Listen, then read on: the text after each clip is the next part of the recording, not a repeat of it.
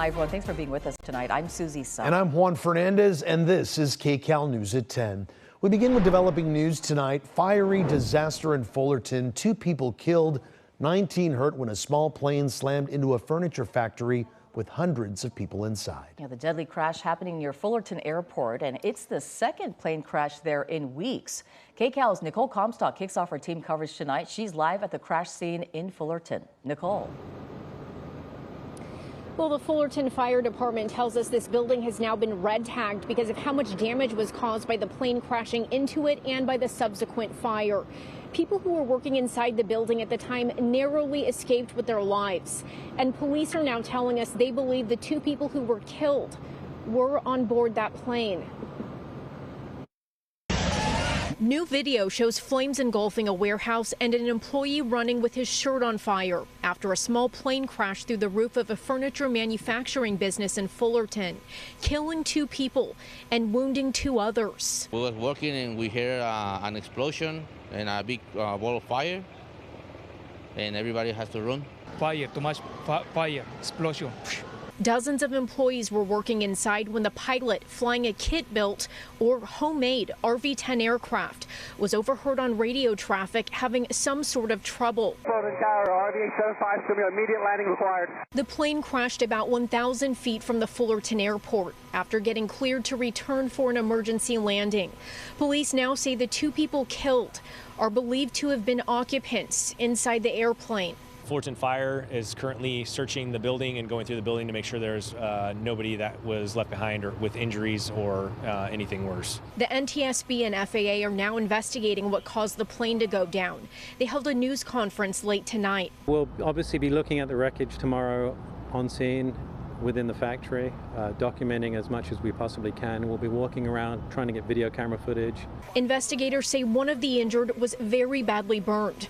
Witnesses say it was horrifying seeing their coworker in that condition, and they're praying for his recovery. When the plane crashed, it was like right below him. Like all the fuel came down on him. Just his shirt was burned, his shoes was burned, his face. I mean, it looked like something from a movie. And the registered owner of the plane appears to be a man from Huntington Beach. It's unclear if he was on board at the time. Reporting live in Fullerton, Nicole Comstock, KCAL News. Nicole, thank you. Now to Mike Rogers. Mike, this is the second plane crash we've reported on near the Fullerton Airport in weeks. That's right. And Mike, both crashes were captured by the same security camera? Yeah, you know, Juan and Susie, one of the things that we do when we get to a scene is try to find security camera video or anything that may have shown what actually happened. And in this situation, we didn't have to go far. We went to someone we knew. We'll show you the video here, and I want to show you the side-by-side comparison of the 2 cameras. There, the one on the right is from November of this year. That's when a plane came and crashed and hit a tree right there next to the building. On the left is today's crash, and you can see it is from the exact same camera in the exact same place, the exact same business. The business owner there says this is now obviously the second time he's caught this. Look, on the left, I adjusted the video a little bit. You can see on the frame there how it is the same place.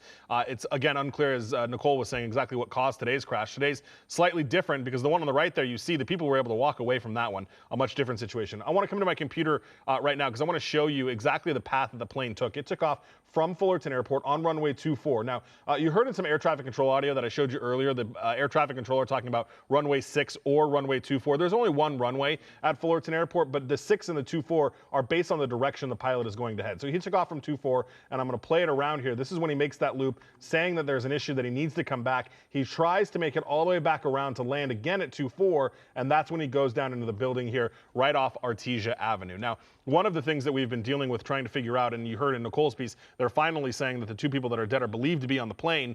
One of the situations here is a private aircraft like that is not required to file a flight plan. Nobody exactly knew where they were trying to go. Nobody knew how many people were on board. Our Desmond Shaw is familiar with Fullerton Airport, and so are his pilots. He has more now on the challenges pilots face at that airport. I wanted to talk about Fullerton Airport itself because I remember, I flew in a little Cessna for more than 10 years in the backseat doing traffic watch for the radio, and I had more than a few pilots tell me that this is a pretty difficult airport to land at. As I'm showing you runway 24 here that takes off to the west, it is only about 3,100 feet long. That makes it one of the shorter runways in Southern California. Definitely shorter than Hawthorne, Van Nuys Airport, even shorter than Corona or Whiteman Airport. In addition, you have these double sets of train tracks right here. So if you're landing to the west, you need to get down quickly because the runway is so short, but you don't want to get down so quickly that you might run into a train that's passing by. And then I'm going to go out along the train tracks, and I want to show you there is a huge radio transmission antenna right here that's on the departure end of runway 24. You got to watch out for this thing. There's definitely been a lot of close calls with that radio transmission antenna. Couple all that with the Santa Ana winds. If they start blowing, it can make things really squirrely as you're trying to get your little Cessna or Bonanza down here on the runway. Not a dangerous airport, but definitely one for skilled pilots. Not a lot of room for error here at Fullerton. Reporting over Fullerton and SkyCal, I'm Desmond Shaw. Back to you now in the studio. Well, the city of Fullerton owns the airport. We reached out to them for comment and have not heard back yet. And be sure to stay with us. Our coverage of this deadly plane crash in Fullerton will continue next hour at 11 on CBS Channel 2.